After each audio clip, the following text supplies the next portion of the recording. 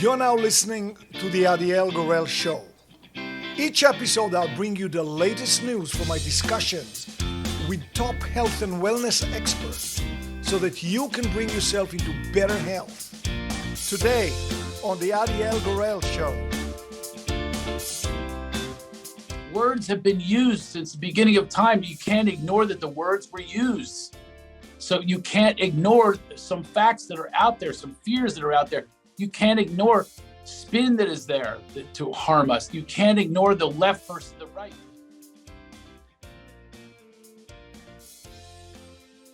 Right. So, I mean, people know it feels really good to hug, in general. It to does. Hold hands, to kiss, to laugh. People know that. It's not like something that we break through. Let's go back to, to Cousins, Norman Cousins. Please tell me what you felt when you read what he did and all of that. At first, I thought cousins. I'm going, my cousins aren't that funny. That's what, I thought you meant my cousins.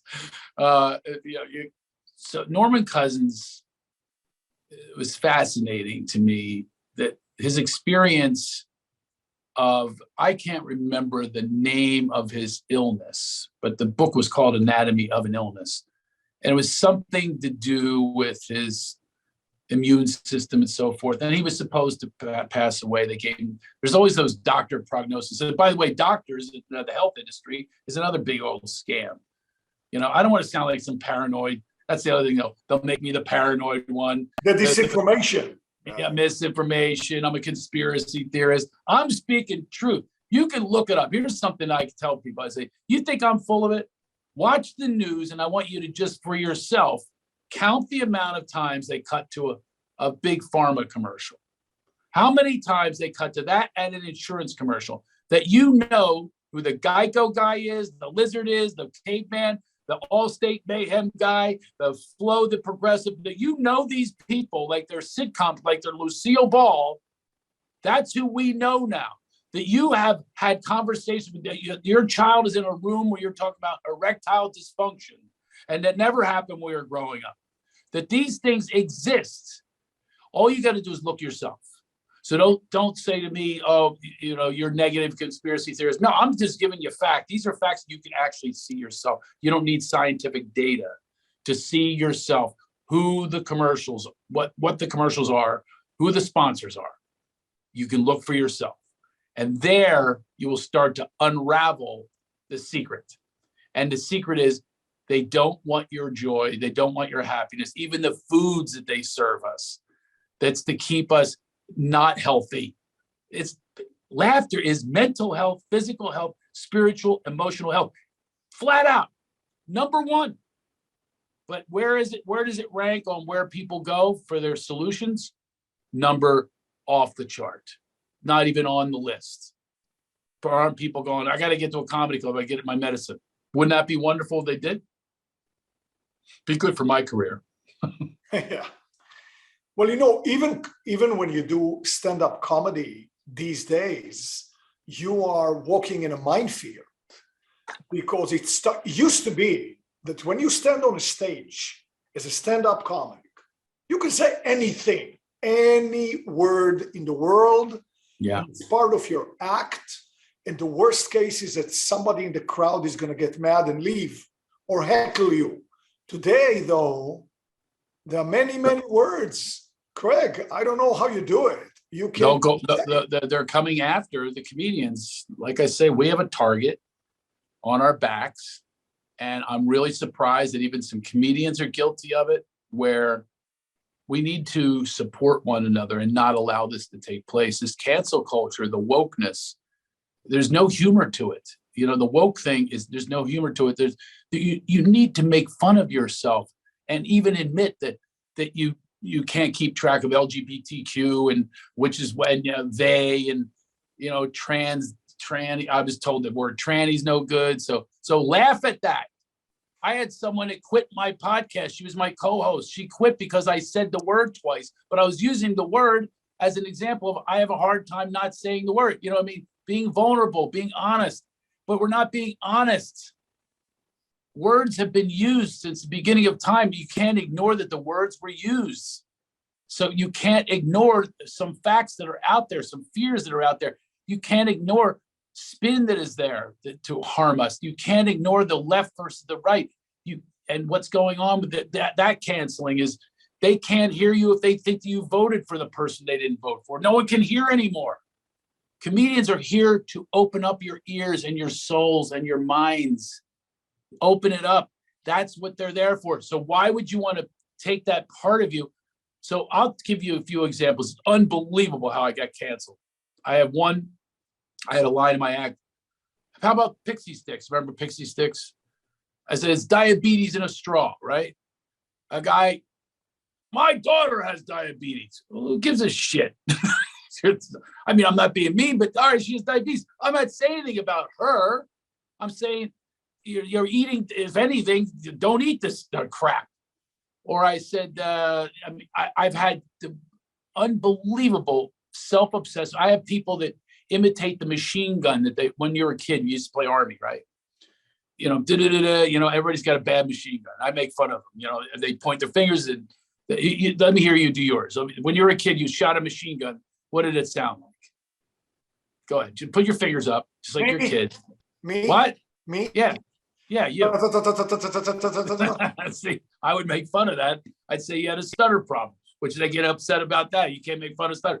I say, so we're vulnerable, making fun of. A woman went nuts on me. She goes, "My son is in Iraq."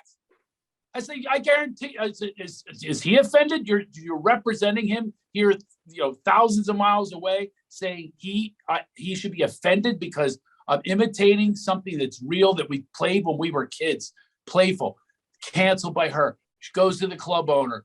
Then I have another joke. I was up on the stage, 1,000 people, and I said, I hate when people text while you're driving. I said, I was driving. It's a true story. And I said, the guy goes, I'm here at the golf course. I said, I'll be right there. I'm driving. You think he won't get back? He keeps getting back to me. And then I texted him, and my thumbs are big, and my L is next to the K. And I texted back. It came out, when I get there, I'm going to lick your ass. She leapt out of her chair to fire me. Jumped to run across. She runs across to the guy who hired me. He just said he was talking about licking ass. That's how far people can go. They're looking to be offended. We have a self-obsessed society. People are so self-obsessed. Every thought and feeling, they think they have to share it with everyone. I tell people, I said, DM me if you don't like a joke. Pull me aside. Tell me what was offensive about it.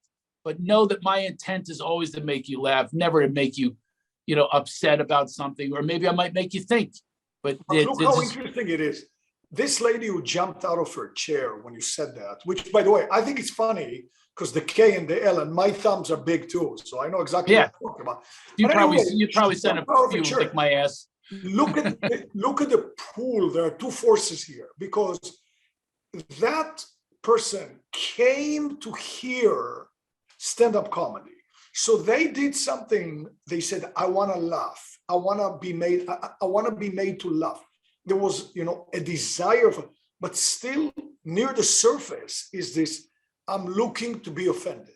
I'm just waiting, to be. So there are two forces, but at least she came to the club. She wanted to laugh. No, well, this actually was a corporation that hired me. A lot of the people didn't know they were going to have comedy, and boy, they did not act like they wanted comedy. Okay. They hadn't seen each other in 2 years, so they talked a lot. But I'm thinking, can you just take a break and just go for some laugh?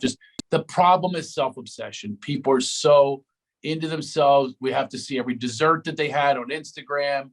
We got to hear every thought and feeling they've ever had, and they just can't give it up to the performer and respect the comedian.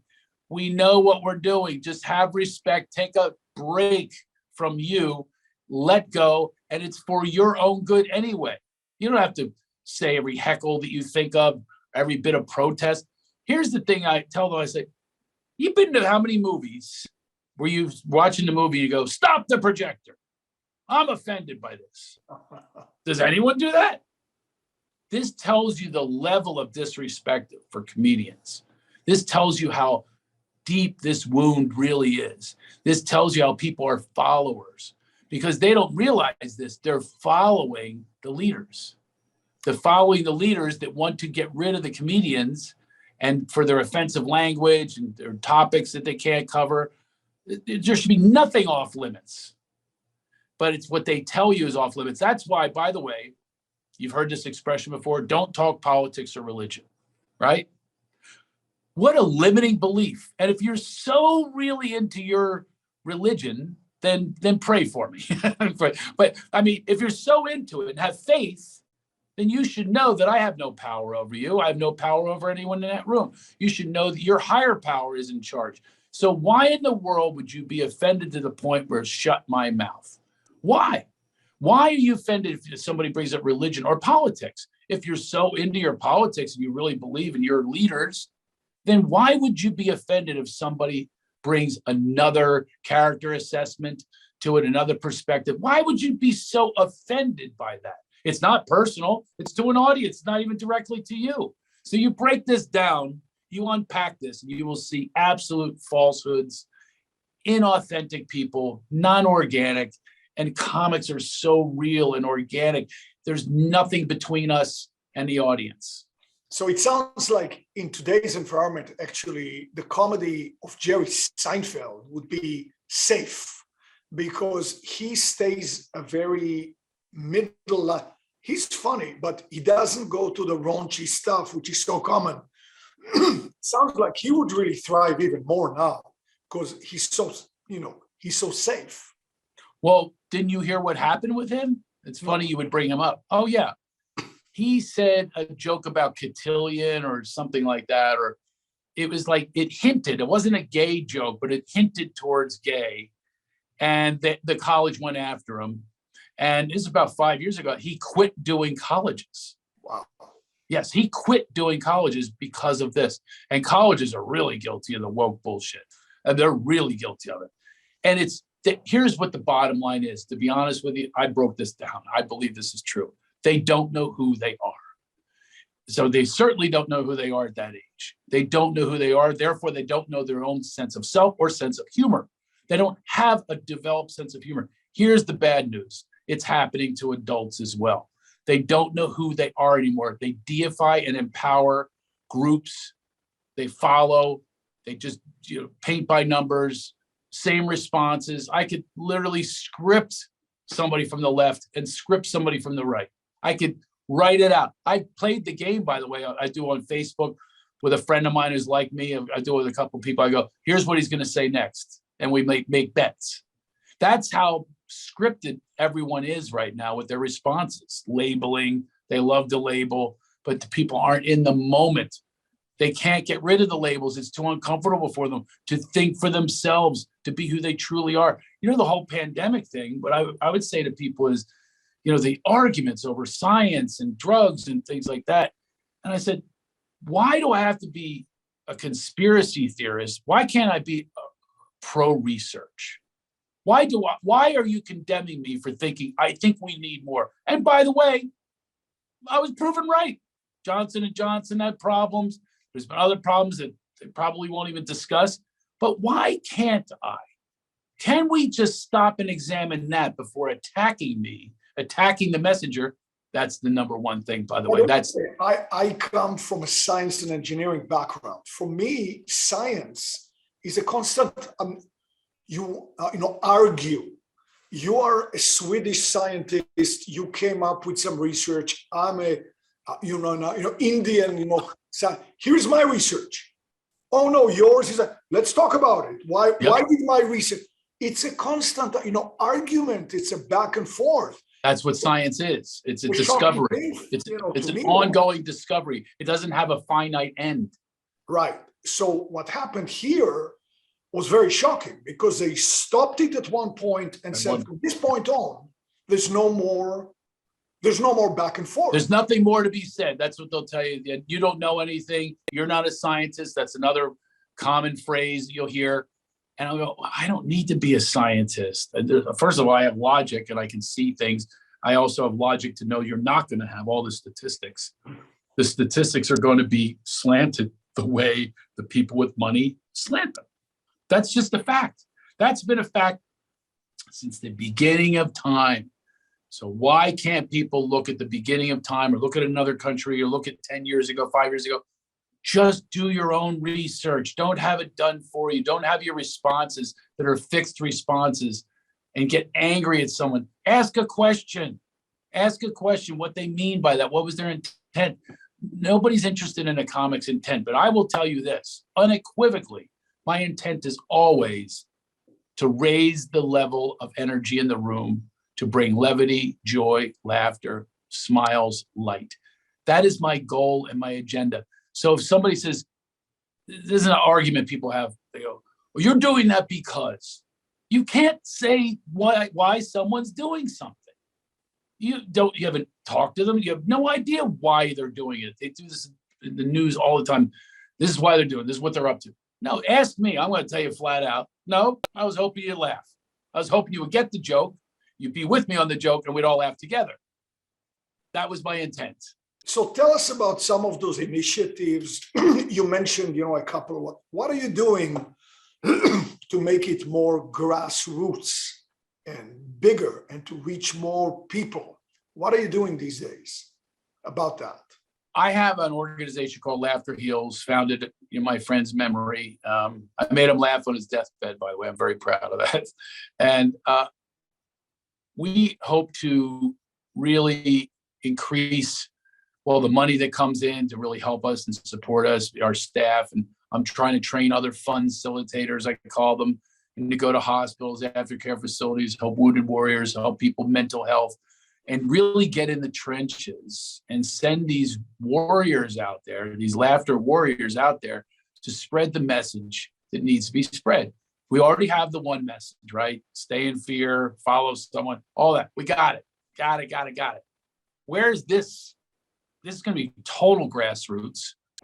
And so I'm trying to build a laughter movement. I mean, build a movement of people, like-minded, love-minded, laugh-minded people that get together, and we bring this out to the world. And I have different methods of doing that.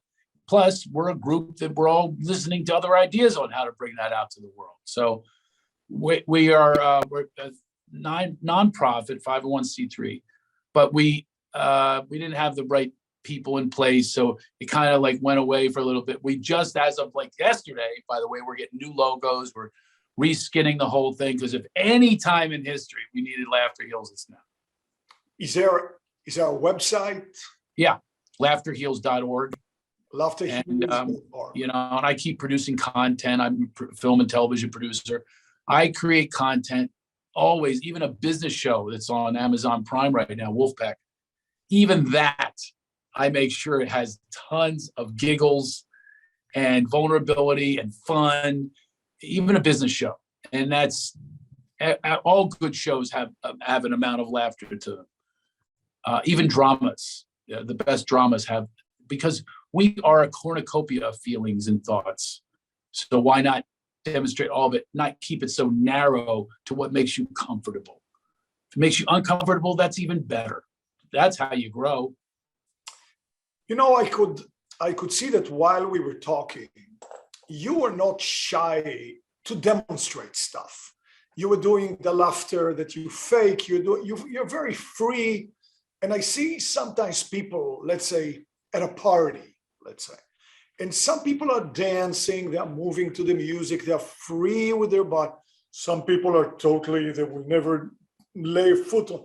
So, I think that laughing is a doorway to shed some of those stiffnesses and some of those, it's all the same thing. If you can dance, if you can laugh, when I say, can you do, the silly sound, or when you say to me, do this thing with that's all part of not being stiff.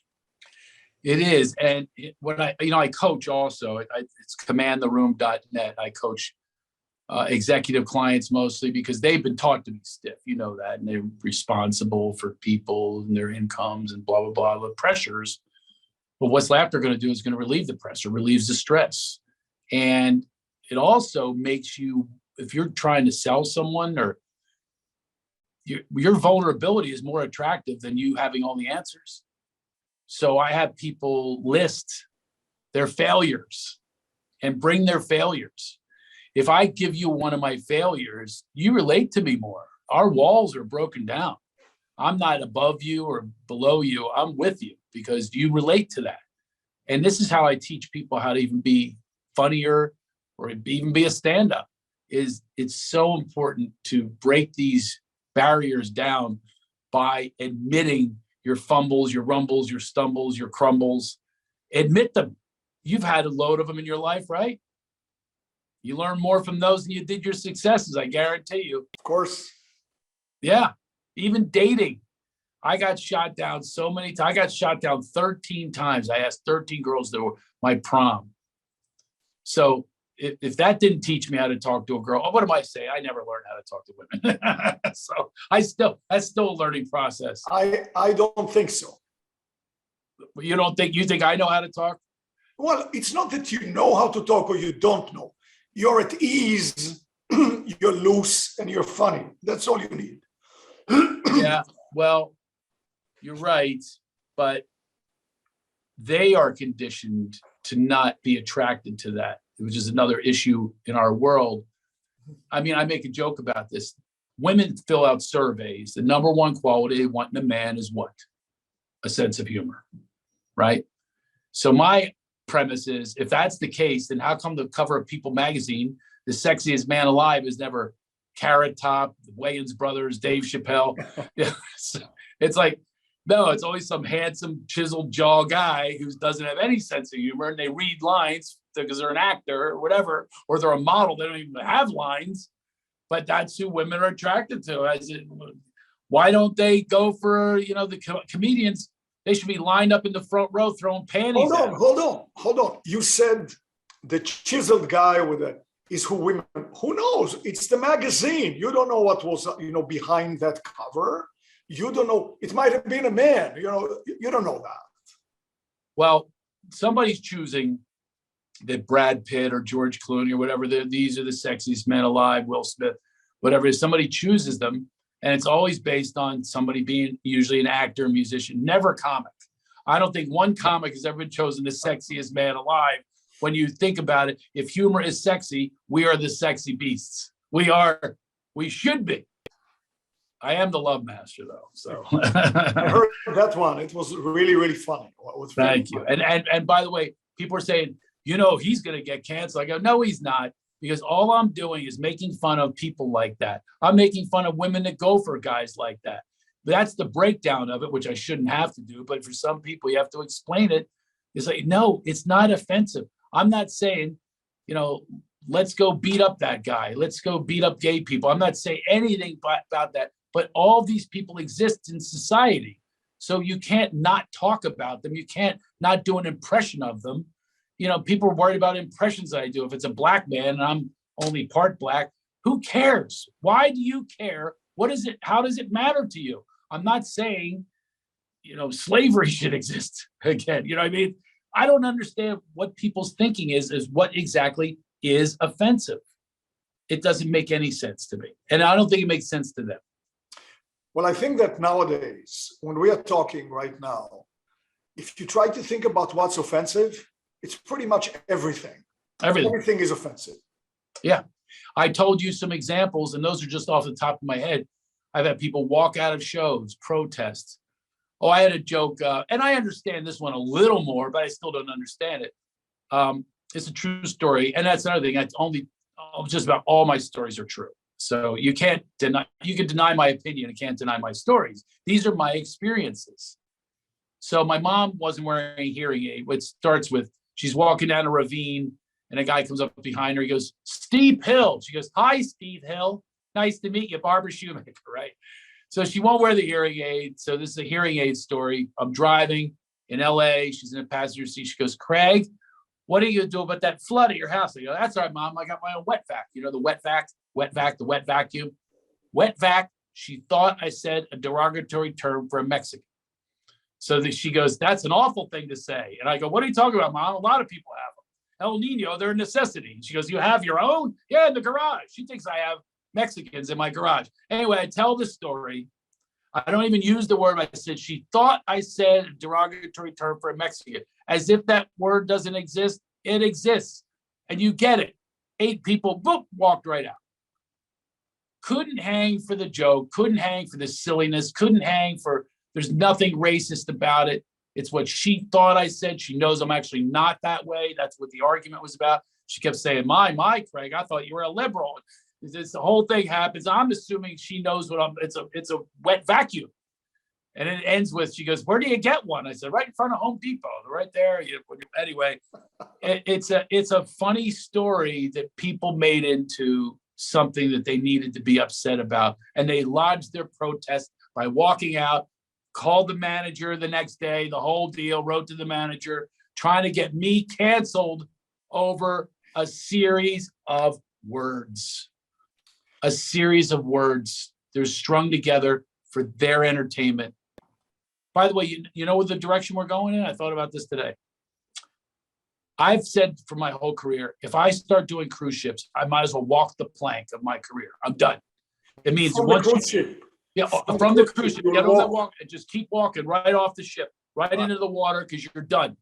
Your career is done. You are admitting that you're done once you cross that line. I'm telling you, I'm not even kidding. And I have a long list of friends that were pretty big comics. You never even hear of them again because they walked the plank. Do you know that once they walk that plank, they are now under, their entire career is based on audience feedback to a corporation, and they will fire you on the spot. That's how bad cruise ships are. So now all of comedy is turning into cruise ship comedy, which is unoriginal. That literally, I know the guy that books most of the cruises. He says, yeah, I tell them steal material. I don't care as long as it's clean. They don't care about originality. So that we are turning into a big cruise ship here and eating the same food, doing the same events, saying the same things, protesting comedians that are there to make you laugh. It makes no sense, but that's where we're headed. Okay, so to go to the positive side, we have people watching this, with people listening to it in their car. What is a takeaway that we can all take with us to make ourselves healthier and happier? Well, one takeaway is get in touch with me and say, I want to join the movement. I'm in. And you watch, I've been on a lot of shows, I won't get one response. Do you know people won't review comedians? You review music, you review movies, you review art, don't review comedians. It's a different animal that people, they can't get it. They don't get it. They don't get the power that exists if you took this road. So I will encourage Craig at craigshoemaker.com. Shoemaker, like no umlaut. I'm not off the boat from Bavaria, not Shoemaker, Shoemaker. And you write to me and say, I'm interested. Watch my podcast. I've enlightened up and now we're turning into Laughter Heals. It's all about building this bridge because obviously spiritual people are too serious, in my opinion. They all think you have to say a Sanskrit word or a word from another country to be spiritual. You know, I have a saying now, I'm from Philadelphia, but I'm also spiritual. I'm stuck between namaste, kiss my ass. That's where I live. And that's the honest truth, because I do want to be a good person to go down that line, like all of us do. But I also have this sarcastic, cynical side, nasty. It's all who we are. Let's admit who we are. Be authentic, be yourself. So join the group. I have an Enlightened Up group actually on Facebook, and we exchange comedy, memes, funny memes. This is what we do. We keep the level. We raise the level of vibration. What's the group? That's called Enlightened Up. I have enlightenedup.com. You go to all these places, get coached by me. You know, it's raising the vibration. This is what the goal is, and we can do it in a snap, just with the decision to do so. Just you say, oh, I heard this guy Craig Shoemaker. Someone laughed. He was like, man, I don't laugh enough, do I? You go right to a comedy club. Go right to a comedy movie. Go do it. You have these, I call them fun assignments. You got the fun assignments. Go execute them. Don't delay. Don't get caught up and just think, oh, I got to watch the news today. No, never watch the news again. You have no reason to. Well, Craig, I want to thank you so much, for taking the time and being here. Very fun. I can say that your material is really funny. I mean, Thank you. That's a good way to start. Just watch your stuff. It's already Very, very But fun. watch the ones that I get paid for, because that's another thing. People get free comedy all the time. It drives me nuts. It's like the comedians are going to be out because we don't make any money. Because now we don't make money on radio. We don't. I'm telling you, it's really bad. But the streaming, I do have a special on Amazon Prime, and you know what? It's 99 cents. 90 minutes of laughter for 99 cents, and I will get 3 cents of it. Okay. So if there's enough of you, go watch the Amazon Prime. Well, Craig, thank you so much. It's been really fun. Hopefully we'll see you in the future very soon. I appreciate that you were here. Thank you so much. Thank you. Laugh on. Take care. Thank you for joining me today for the second part of our amazing interview.